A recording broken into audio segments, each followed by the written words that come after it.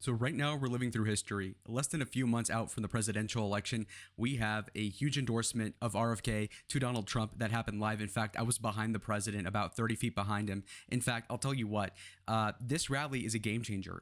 Why? Well, there's a contrast. So as the title may suggest, Donald Trump sold out the Desert Diamond Arena in Glendale, Arizona, which has a capacity of about 19,000 people, but he sold it out. This is important for a multitude of reasons. First and foremost, to have this indoors is a big feat. To have such a big indoor sort of venue is crazy, and have it full to the brim is another thing entirely. Also, chief among these reasons that I think this is great is that the showmanship was impeccable. And we can contrast this with the Kamala Harris campaign that did not fill up the same arena despite having this huge polling advantage, according to some folks. All right, so if you pay close attention, this is the Harris Walls rally right before basically the Trump rally. This was maybe a week or two before. This was really hyped up as, oh my God, this is a huge rally.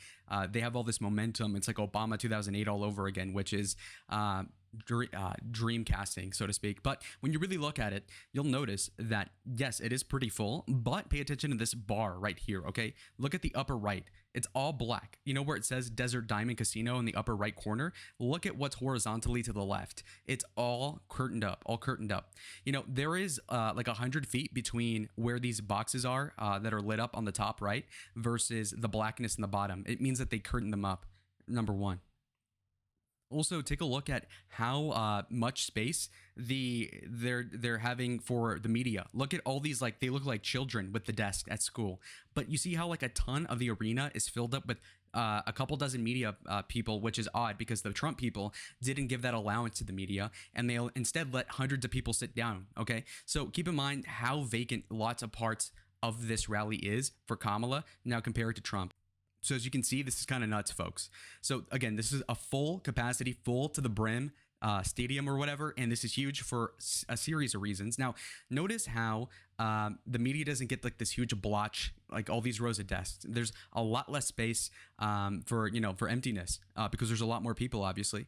And also keep in mind, look at the rim. You see how this is not blacked out. In fact, you see how there's hundreds and thousands of people all on the rim, okay, all completely full. And you know what? I was actually right behind the president over here, okay? So let me show you from my angle what I mean. But before I show you my exclusive footage, like the video if you like it, subscribe if you haven't yet, and let me tell you why this is huge. First and foremost, for two presidential candidates to have a rally in the exact same place lets you break it down enthusiasm-wise. What do I mean? Well, what I mean is that when I got there hours early before Trump got there, and there was a huge line, and everybody wanted to get in, and people that tried to get in, some of them didn't get in because it was too full. Okay, so we were at capacity at the time. The Kamala thing doesn't, because it's not completely full. In fact, they filled it up like maybe 80%, and then they kind of like curtained out the rest so they wouldn't have the chance of looking like that empty seats. And so this is huge because, again, you have two contemporary politicians running in the same election in the exact same place. It'd be one thing if both of them filled up the arena to the brim, in which case then we can't tell who has more enthusiasm. But as you can see here, Trump clearly had more people show up in Arizona, which is a purple state. So as you guys can see right here, you'll notice that there's a picture of the people in the upper nosebleeds. Okay, so again, the media might not cover this, but this is a relevant point. Okay, now think about this one way. If Kamala had actually filled up the entire thing to the brim and Trump had actually these hundreds of people curtained off and didn't fill those seats, wouldn't the media be harking on like, oh wow, the Kamala momentum, it's so crazy and all this? But you know, when Trump does the opposite and in fact gets more people, is the media covering that? They're probably not. I guarantee it. Now, but as you can see, they're obviously right there.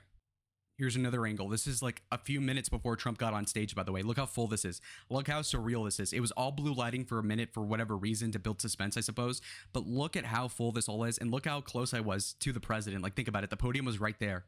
I was in the VIP seating, obviously, or I guess expedited, whatever. But look, the point being is that I was probably like 5 people away. And then they had like a Secret Service detail that obviously kept like a 10 or 15 foot buffer. But that's pretty cool for me. All right, so headphone users, beware. I'm going to show you some of the audio so you can kind of get a sense of how loud the crowd was and everything. So just be careful, okay? This might be loud. Small businesses flourish. He did what he promised. He put America first.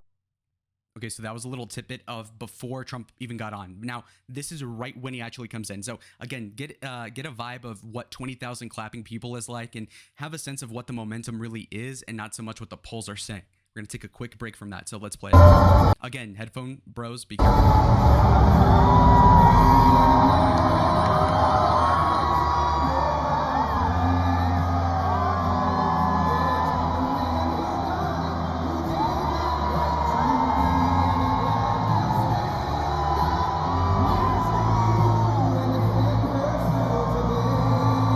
So you get a sense for all the pyrotechnics and everything like that. But I'll talk over this. Okay, so basically, look at this. Look at this. This is freaking sick. The Democrats don't have this, by the way. This is awesome.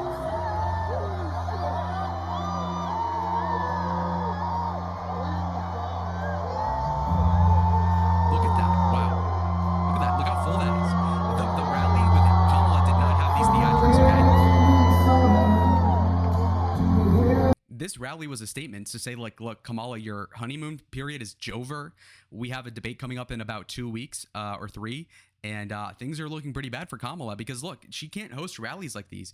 Obama, you know, again, 15 years ago, maybe. But this is crazy. Think about it. Think about it. Look how huge this is. Huge.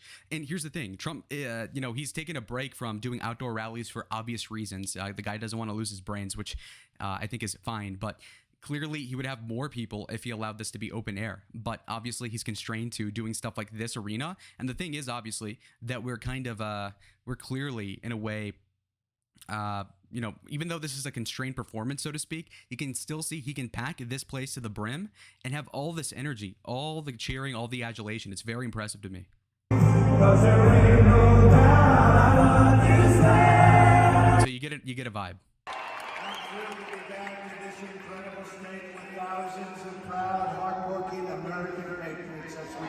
So I got the back view, which you might say wasn't worth it, but I'm pretty sure I got on TV several times. I'll have to skim through the media though. Now, I don't know how tacky this is, but I wanted to make sure I was in my own video just so I could remember what I looked like back then, which is interesting. So for posterity, but I guess I'll include it here. 74 days from now. Yeah, I don't know how cringe that is. Again, this is really cool. This is a moment in history for sure. RFK literally walks in, and this is insane what happens in real life when he gives Trump the endorsement.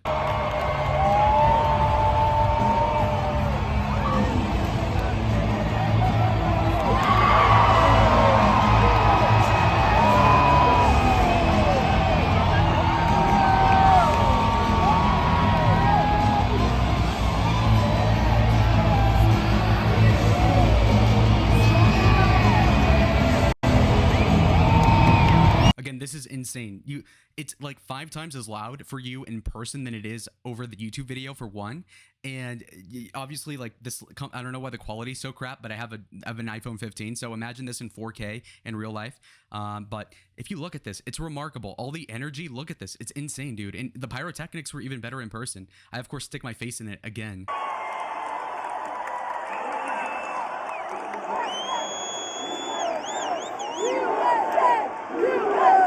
Look at that. Look how taken aback by all the support Kennedy is with that. Look at that.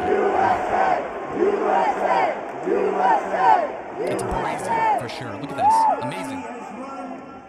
Now, this is another wonderful tidbit, okay? Naturally, without any sort of prompting, people will just say stuff at the rallies, and I didn't really get that until now. But look at what they say. Watch.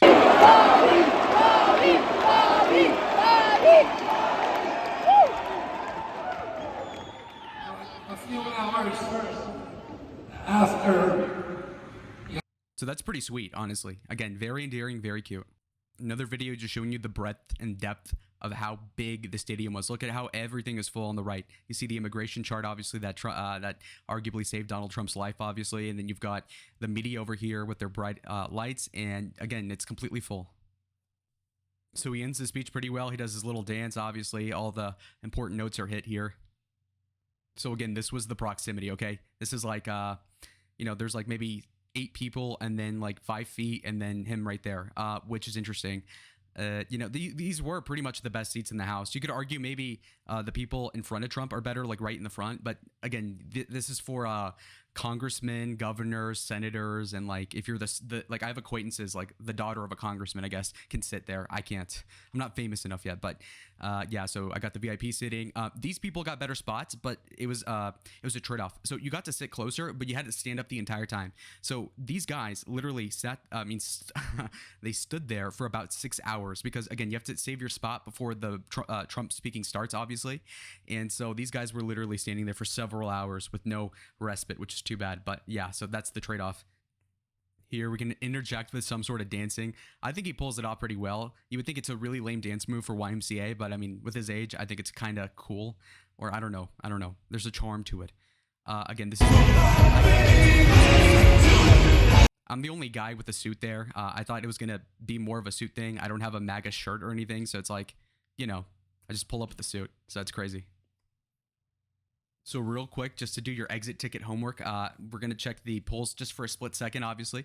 As you can see here, Harris is up by 2 when Kennedy's in the race. He was polling at 5 as of a few days ago, obviously, as an independent candidate. But you move on to Harris versus Trump on a 1v1. And then when you take RFK out the equation, all of a sudden, Harris's lead goes down by 0.5. And so, maybe we could expect a 0.5 boost for Trump, which obviously is massive as clearly Trump lost Georgia by less than half of a percentage point. He lost Arizona by less than half of a percent in 2020.